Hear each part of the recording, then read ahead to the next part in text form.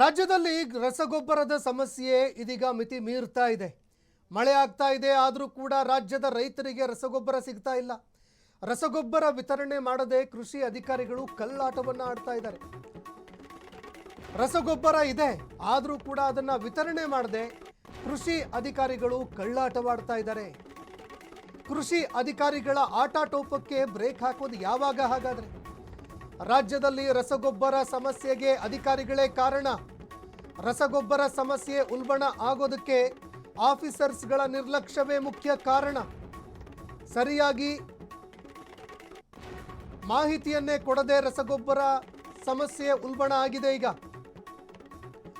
ರಸಗೊಬ್ಬರ ಏಜೆನ್ಸಿಗಳ ಜೊತೆ ಸೇರ್ಕೊಂಡು ಬ್ರಹ್ಮಾಂಡ ಭ್ರಷ್ಟಾಚಾರವನ್ನು ಮಾಡ್ತಾ ಇದ್ದಾರೆ ಅಧಿಕಾರಿಗಳು. ಮಾಮೂಲಿಗಾಗಿ ರೈತರಿಗೆ ಧೋಖಾ ಮಾಡ್ತಾ ಇದ್ದಾರೆ. ಮಾಮೂಲಿ ಸಿಗುತ್ತಲ್ವಾ, ದುಡ್ಡು ಸಿಗತ್ತೆ. ಯಾರ್ಯಾರು ಕಾಳಸಂತೆಯಲ್ಲಿ ಮಾರಾಟ ಮಾಡ್ತಾರೆ ಅಂಥವರ ಜೊತೆಯಲ್ಲಿ ಕೈ ಮಿಲಾಯಿಸಿದ್ರೆ ಕಾಸು ಸಿಗುತ್ತೆ ಸ್ವಾಮಿ. ಆ ಮಾಮೂಲಿಗಾಗಿ ರೈತರನ್ನ ಬಲಿ ಕೊಡ್ತಾ ಇದ್ದಾರೆ ಅಧಿಕಾರಿಗಳು. ಕೃಷಿ ಯಂತ್ರೋಪಕರಣ ಖರೀದಿ ಮಾಡೋದಕ್ಕೂ ಕೂಡ ಅದರಲ್ಲೂ ಕೂಡ ಭಾರಿ ಕರಪ್ಷನ್ ನಡೀತಾ ಇದೆ. ಮುಖ್ಯಮಂತ್ರಿಗಳೇ ಕೂಡಲೇ ಕೃಷಿ ಇಲಾಖೆಯನ್ನ ಕ್ಲೀನ್ ಮಾಡ್ರಿ. ಕೃಷಿ ಇಲಾಖೆಯ ಭ್ರಷ್ಟ ಅಧಿಕಾರಿಗಳನ್ನ ಮನೆಗಟ್ಟಿ ಸ್ವಾಮಿ. ನೀವು ಅನ್ನದಾತರಿಗೆ ಸಕಾಲಕ್ಕೆ ರಸಗೊಬ್ಬರ ಸಿಗಬೇಕು, ಆ ರೀತಿಯಾಗಿ ಮಾಡಬೇಕಾಗಿರೋರು ನೀವು.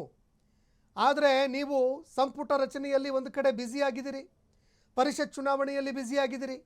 ಆದರೆ ರಸಗೊಬ್ಬರವನ್ನು ತಮಗೆ ಎಲ್ಲಿ ಬೇಕು ಅಲ್ಲಿ ಅದನ್ನು ಸ್ಟಾಕ್ ಮಾಡಿಕೊಂಡು ರಸಗೊಬ್ಬರ ಇದ್ದರೂ ಕೂಡ ನಮ್ಮಲ್ಲಿ ಇಲ್ಲ ಅಂತ ಹೇಳಿ ರೈತರಿಗೆ ದ್ರೋಹ ಬಗೆದು ಅದನ್ನು ಕಾಳಸಂತೆಯಲ್ಲಿ ಮಾರಾಟ ಮಾಡಿಸಿ ಭಾರಿ ಪ್ರಮಾಣದಲ್ಲಿ ಭ್ರಷ್ಟಾಚಾರವನ್ನು ಮಾಡ್ತಾ ಇದ್ದಾರೆ ಅಧಿಕಾರಿಗಳು. ಯಾವುದೇ ಕಡಿವಾಣ ಇಲ್ಲ, ಏನೂ ಇಲ್ಲ. ಇಷ್ಟೊಂದು ದೊಡ್ಡ ಪ್ರಮಾಣದಲ್ಲಿ ಸಮಸ್ಯೆಗಳು ಇದ್ದರೂ ಕೂಡ CM ಆಗಲಿ ಅಥವಾ ಯಾವುದೇ ಸಚಿವರಾಗಲಿ ಇತ್ತ ಗಮನ ಹರಿಸ್ತಾ ಇಲ್ಲ. ಈ ಬಗ್ಗೆ ಮತ್ತಷ್ಟು ಮಾಹಿತಿ ಕೊಡ್ತಾರೆ ಸಹೋದ್ಯೋಗಿ ಸಾಹಿಲ್. ಡೆಸ್ಕಿಂದ ನೇರ ಸಂಪರ್ಕದಲ್ಲಿ ಜಾಯ್ನ್ ಆಗಿದ್ದಾರೆ. ಸಾಹಿಲ್, ರಸಗೊಬ್ಬರದ ಸಮಸ್ಯೆಗೆ ಬ್ರೇಕ್ ಹಾಕೋದಕ್ಕೆ ಸಾಧ್ಯವಾಗ್ತಾ ಇಲ್ಲ. ಈ ನಡುವೆ ಈಗ ಬ್ರಹ್ಮಾಂಡವಾಗಿ ಭ್ರಷ್ಟಾಚಾರ ನಡೀತಾ ಇರುವಂಥದ್ದು ಕೂಡ ಬೆಳಕಿಗೆ ಬರ್ತಾ ಇದೆ. ಈ ಬಗ್ಗೆ ಮತ್ತಷ್ಟು ಅಪ್ಡೇಟ್ಸ್ ಕೊಡೋದಾದ್ರೆ ಸಂತೋಷ್, ರೈತರ ಸಮಸ್ಯೆಗಳಿಗೆ ಪರಿಹಾರ ಕಂಡುಕೊಳ್ಳೋದಕ್ಕೆ ನಮ್ಮ ರಾಜಕಾರಣಿಗಳಿಗೆ ಮನಸ್ಸಿಲ್ಲ ಅನ್ನಬೇಕಷ್ಟೇ. ಕಾರಣ ಸತ್ತ ಶವದ ಮೇಲೆ ಇನ್ನೆಷ್ಟು ಬಾರಿ ಚೂರಿ ಪ್ರಹಾರವನ್ನು ಮಾಡ್ತೀರಿ? ರೈತ ನಮ್ಮ ದೇಶದ ಬೆನ್ನೆಲುಬು ಅಂತ ಕರಿತೀರಿ, ಹಮ್ ಸಬ್ ಕಿಸಾನ್ ಕಿ ಸಾತು ಅಂತ ಹೇಳಿ ಭಾಷಣ ಮಾಡ್ತೀರಿ. ಇವೆಲ್ಲವೂ ನಿಮ್ಮ ಭಾಷಣಕ್ಕೆ ಮಾತ್ರ ಸೀಮಿತ ಆಯ್ತಾ?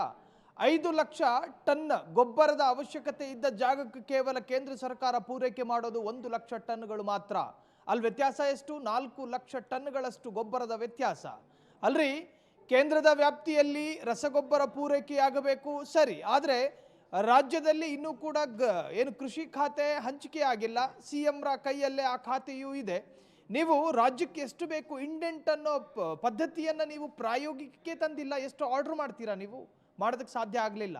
ನಮ್ಮ ರಾಜ್ಯಕ್ಕೆ ಎಷ್ಟು ಗೊಬ್ಬರ, ಎಷ್ಟು ಟನ್ಗಳಷ್ಟು ಗೊಬ್ಬರದ ಅವಶ್ಯಕತೆ ಇದೆ, ಆ ಅವಶ್ಯಕತೆಯನ್ನು ತಿಳಿದುಕೊಳ್ಳೋದಕ್ಕೆ ನಮ್ಮಲ್ಲಿ ಯಾರಿಗೂ ಆಸಕ್ತಿ ಇಲ್ಲ. ಇನ್ನು ರೈತರಿಗೆ ಸಬ್ಸಿಡಿ ದರದಲ್ಲಿ ಸಿಗಬೇಕಾದ ಯಂತ್ರೋಪಕರಣ ಅದರಲ್ಲೂ ಸ್ಕ್ಯಾಮ್ ಮಾಡ್ತೀರಿ ನೀವು. ರೈತರು ಬಳಸುವಂತಹ ಟ್ರ್ಯಾಕ್ಟರ್ಗಳು, ರೈತರು ಬಳಸುವಂತಹ ಸ್ಪ್ರೇಯರು, ಸ್ಪ್ರೇ ಮಾಡುವಂತಹ ವಸ್ತುಗಳು ಇವೆಲ್ಲವೂ ಸಬ್ಸಿಡಿ ದರದಲ್ಲಿ ಸಿಗಬೇಕು. ಆದರೆ ನೀವು ಕೆಲ ಕಂಪನಿಗಳ ಜೊತೆ ಅಗ್ರಿಮೆಂಟ್ ಮಾಡ್ಕತ್ತೀರಿ. ನೋಡಪ್ಪ, ಇಂತಿಂತಹ ಯಂತ್ರೋಪಕರಣಗಳನ್ನು ಖರೀದಿ ಮಾಡ್ತೀವಿ, ನನ್ನ ಜೇಬಿಗೆ ಇಷ್ಟು ಕೊಡಬೇಕು. ಅಲ್ಲೂ ದಂಧೆ. ಬರೀ ದಂಧೆಯೇ ಆದರೆ ರೈತನಿಗೆ ಸಿಗಬೇಕಾದಂತಹ ಸಬ್ಸಿಡಿಗಳು ಸಿಗ್ತಿಲ್ಲ. ಅದು ಬಿಡಿ, ಇನ್ನು ರಾಜ್ಯಕ್ಕೆ ಸಿಗಲೇಬೇಕಾದಂತಹ ಇಂತಿಷ್ಟು ಟನ್ಗಳು ಅದನ್ನೂ ಕೂಡ ಸಿಗುವಂತೆ ಮಾಡೋದಕ್ಕೆ ನಮ್ಮ ರಾಜ್ಯದಲ್ಲಿ ಯಾರೊಬ್ಬರಿಗೂ ಕೂಡ ಆಸಕ್ತಿ ಇಲ್ಲ. ಇದರಲ್ಲಿ 3 ಪ್ರಬಲ ಪಕ್ಷಗಳು ಹೊರತಲ್ಲ. ಇದು ರೈತರನ್ನು ಕೇವಲ ವೋಟ್ ಬ್ಯಾಂಕನ್ನಾಗಿ ಮಾಡಿ, ರೈತರ ಹೆಸರೇಳ್ಕೊಂಡು ರಾಜಕೀಯ ಮಾಡೋದಕ್ಕೆ ಮಾತ್ರ ಸೀಮಿತ ಆಗಿದೆ. ನೋಡಿ, ಇವತ್ತು ರಸಗೊಬ್ಬರದ ಕೊರತೆಗಾಗಿ ಒಬ್ಬನೇ ಒಬ್ಬ ರೈತನ ಜೀವ ಹೋಗಬಾರ್ದು ಅನ್ನೋದು ಫ್ರೀಡಮ್ ಟಿವಿಯ ಆಶಯ. ಆದರೆ ಮುಂದೊಂದು ದಿನ ಇದೇ ತರಹ ಗೊಬ್ಬರಕ್ಕೇನಾದರೂ ಸಮಸ್ಯೆಗಳು ಉಲ್ಬಣಗೊಂಡಿದ್ದೇ ಆದಲ್ಲಿ ರೈತರಿಗೆ ಬೇರೆ ಅವಕಾಶಗಳೇ ಇರೋದಿಲ್ಲ. ಬಾಗ್ಲಲ್ಲಿ ನಿಂತ್ಕೊಂಡು ಬಾಯ್ ಬಡ್ಕಾತಿದ್ದಾರೆ. ಕೇಂದ್ರ ಕಚೇರಿಯ ಮುಂದೆ ನಿಂತ್ಕೊಂಡು ಗೊಬ್ಬರಕ್ಕಾಗಿ ಕ್ಯೂ ನಿಲ್ಲುವಂತಹ ಪರಿಸ್ಥಿತಿ ಜಾರ್ಖಂಡೋ ಒರಿಸ್ಸಾನೋ ಜಂಗಲ್ ರಾಜ್ಯದಲ್ಲಿ ನೋಡ್ತಾ ಇದ್ವಿ. ಆದರೆ ಹಸಿ ಸಂಸ್ಕಾರ ಜೀವಂತವಾಗಿರುವಂತಹ ನಮ್ಮ ರಾಜ್ಯದಲ್ಲಿ ಪರಿಸ್ಥಿತಿ ಅನ್ನೋದು ನಿಜಕ್ಕೂ ಕೂಡ ಅತ್ಯಂತ ಖೇದಕರ. ಸಂತೋಷ್, ಸಾಹಿಲ್, ಈಗ ಮತ್ತೊಂದು ಕಡೆ ಕೇಂದ್ರ ಸರ್ಕಾರ ಹೇಳುತ್ತೆ ನೀವು ದೇಶಭಕ್ತರ, ಹಾಗಾದರೆ ರಸಗೊಬ್ಬರ ಬಳಕೆ ಮಾಡಬೇಡಿ, ನೀವು ದೇಶಭಕ್ತರು ಅಂತ ಪ್ರೂವ್ ಮಾಡಬೇಕಾದ್ರೆ ಅದನ್ನು ಬಳಕೆ ಮಾಡಬೇಡಿ ಅಂತ ಕೇಂದ್ರ ಸರ್ಕಾರ ಹೇಳುತ್ತೆ. ರಾಜ್ಯ ಸರ್ಕಾರ ಸತ್ತ ಹೆಣ ಆಗಿದೆ. ಈ ನಡುವೆ ಗಂಡ ಹೆಂಡಿರ ಜಗಳದ ನಡುವೆ ಕೂಸು ಬಡವಾಯಿತು ಅನ್ನುವ ರೀತಿಯಲ್ಲಿ ರಾಜ್ಯದ ರೈತರ ಪರಿಸ್ಥಿತಿ ಆಯ್ತಾ ಹೇಗೆ ಅಂತ ನೋಡಿ, ದೇಶಭಕ್ತರು ರಸಗೊಬ್ಬರವನ್ನ ಬಳಕೆ ಮಾಡಬಾರ್ದು, ಈ ನೀತಿ ಯಾವ ಗಿಡಗಳಿಗೆ ಯಾವ ಕೃಷಿಗಳಿಗೆ? ನೋಡಿ, ಈ ವಿಚಾರದಲ್ಲೂ ಕೂಡ ರಾಜಕೀಯ ಮಾಡುವಂತಹ ಒಂದಷ್ಟು ರಾಜಕೀಯ ಪಕ್ಷಗಳು ಅದನ್ನು ಸರಿದೂಗಿಸಲು ಸಾಧ್ಯವಾಗದಂತಹ ನಿರ್ಲಜ್ಜ ನಿಶಕ್ತನಾಗಿರ್ತಕ್ಕಂತಹ ರಾಜ್ಯ ಸರ್ಕಾರ. ನೀವು ಸರಿಯಾಗಿ ಹೇಳ್ತಾ ಇದ್ರಿ, ನರಸತ್ತ ಸರ್ಕಾರ ಅಂತ. ಇಲ್ಲಿ ಯಾವ ಸಮಸ್ಯೆಗಳನ್ನು ಇನ್ಸ್ಟೆಂಟ್ ಆಗಿ ಬಗೆಹರಿಸಬೇಕೋ ಆ ತರಹದ್ದೊಂದು ಜವಾಬ್ದಾರಿಯುತವಾದಂತಹ ಸ್ಥಾನಗಳು, ಜವಾಬ್ದಾರಿಯುತವಾದಂತಹ ಇಲಾಖೆಗಳು ಇವತ್ತು ಕ್ಯಾಬಿನೆಟ್ನಲ್ಲಿ ಮಂತ್ರಿಗಿರಿಗಾಗಿ ಸರ್ಕಸ್ ಮಾಡ್ತಾ ಇದೆ.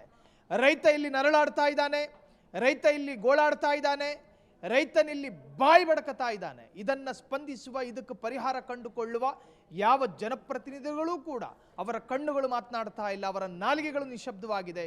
ಈ ತರಹದ ಒಂದು ನಿಶಬ್ದ ನಿಜಕ್ಕೂ ಕೂಡ ರೈತನ ಜೀವನಕ್ಕೆ ಕಂಟಕ ಆಗಬಹುದು. ಸಂತೋಷ್, ಧನ್ಯವಾದಗಳು ಸಾಹಿಲ್ ನಿಮ್ಮೆಲ್ಲ ಮಾಹಿತಿಗೆ.